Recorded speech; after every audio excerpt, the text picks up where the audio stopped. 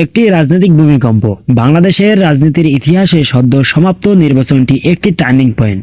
পরিসংখ্যান বলছে জামাত জোট প্রায় 40% ভোট পেয়ে এক অভাবনীয় রেকর্ড সৃষ্টি করেছে। 4 দশকের বেশি সময় ধরে যারা ক্যাডার ভিত্তিক বা সংকীর্ণ দল হিসেবে সমালোচিত ছিল, তাদের ঝুলিতে আজ দেশের বিশাল এক জনগোষ্ঠীর সমর্থন। কিন্তু এই বিপুল সমর্থন কি জামাতের সাংগঠনিক শক্তির প্রতিফলন, নাকি পরিস্থিতির প্রয়োজনে মানুষের দেওয়া একটি বিকল্প রায়? আজ জামাত এক ঐতিহাসিক মোড়ে দাঁড়িয়ে। হয় তারা এই জনসমর্থনকে পুঁজি করে একটি আধুনিক সংগঠনে রূপান্তরিত হবে, নয়তো ইতিহাসের অতলে গহ্বরে হারিয়ে যাবে। 40% ভোট ব্যাংক, সুযোগ না কি ফাঁদ? জামাতের জন্য এই 40% ভোট একই সাথে একটি বিশাল সুযোগ এবং চরম এক সতর্কবার্তা। যারা ভোট দিয়েছেন তাদের একটি বড় অংশই জামাতের রোকন বা সাথী নন। তারা মূলত সাধারণ নাগরিক, যারা সুশাসন, ইনসাফ এবং একটি শক্তিশালী রাজনৈতিক শক্তির প্রত্যাশায় জামাতকে বেছে নিয়েছেন। জামাত যদি মনে করে এই ভোট তাদের আদর্শিক বিজয়ের ফসল, তবে তারা ভুল করবে। এই ভোটাররা ফ্লোটিং ভোটার।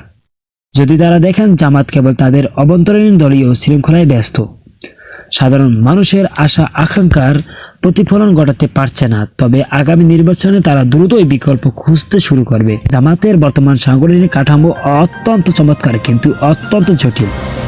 একজন সাধারণ সমর্থককে সাথী বা রোকন হতে যে দীর্ঘ প্রক্রিয়ার মধ্যে দিয়ে যেতে হয়, বর্তমান দ্রুতগতির রাজনীতিতে তা অনেকটা অনুপযুক্ত। জামাতকে এখন তাদের ট্র্যাডিশনাল গণ্ডি থেকে বেরিয়ে আসতে হবে। আধুনিক রাজনীতিতে মেম্বারশিপ হতে হবে সহজলভ্য। ঐতিহাসিক প্রজ্ঞা। মক্কা বিজয়ের পর রাসূল সাল্লাল্লাহু আলাইহি সাল্লাম যেমন খালিদ বিন ওয়ালিদ রাদিয়াল্লাহু তাআলা আনহু বা আবু সুফিয়ান রাদিয়াল্লাহু তাআলা আনহুর মতো নবীন ও দক্ষ ব্যক্তিদের গুরুত্বপূর্ণ দায়িত্ব দিয়ে তাদের নেতাকে কাজে লাগিয়েছিলেন, জামাতকেও তেমনি দলের বাহিরের যোগ্য ও অভিজ্ঞ ব্যক্তিদের সরাসরি কেন্দ্রীয় মজলিসে শুরা ও নীতি নির্ধারণীয় পর্যায়ে স্থান দিতে হবে। ক্যাডার ভিত্তিক দলের খোলস ভেঙে পিপলস পার্টি হিসেবে আত্মপ্রকাশ করাই এখন টিকে থাকার একমাত্র পথ। সময়ের সবচেয়ে বড় দাবি, বর্তমানে ছাত্র শিবির জামাতের প্রধান শক্তি হলেও সব স্তরে মানুষের কাছে পৌঁছাতে একটি যথেষ্ট নয়।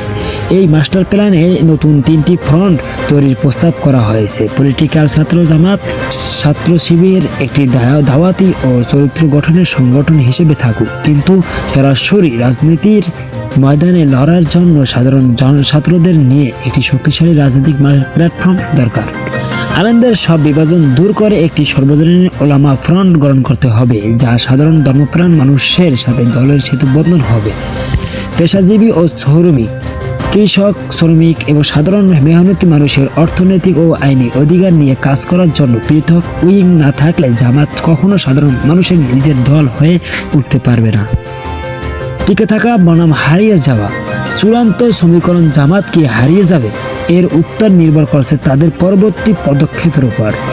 হারিয়ে যাওয়ার পর যদি জামাত এখনো নিজেদের পবিত্র দেওয়ালের ভিতরে বন্দী রাখে, যদি তারা নতুন সমর্থকদের যোগ্য সম্মান দিয়ে দলে জায়গা না দেয় এবং যদি তারা কট্টরপন্থী ইমেজ সংস্কার করতে না পারে, তবে এই 40% ভোট দ্রুতই বিলীন হয়ে যাবে।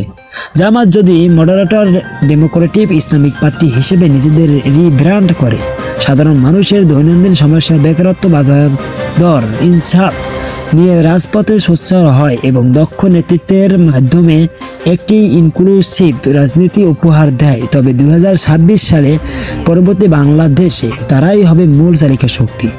সিদ্ধান্ত জামাতের হাতে। জামাতে ইসলামী এখন একটি কঠিন পরীক্ষার মুখোমুখি। তারা কি শুধু একটি ধর্মীয় গোষ্ঠী হয়ে থাকবে, নাকি একটি আধুনিক রাষ্ট্র পরিচালনা করার মতো এক বিশাল রাজনৈতিক শক্তিতে রূপান্তরিত হবে? 40% মানুষের এই আমানত রক্ষা করা কেবল ইবাদত নয়, এটি এক কঠিন রাজনৈতিক দায়বদ্ধতা। এই মাস্টার প্ল্যান বাস্তবায়ন করতে না পারলে জামাত হয়তো একটি সুশৃঙ্খল দল হিসেবে টিকে থাকবে, কিন্তু বাংলাদেশের রাষ্ট্র ক্ষমতা বা গণমানুষের মন জয় করার সুযোগ চিরতরে হারিয়ে ফেলবে।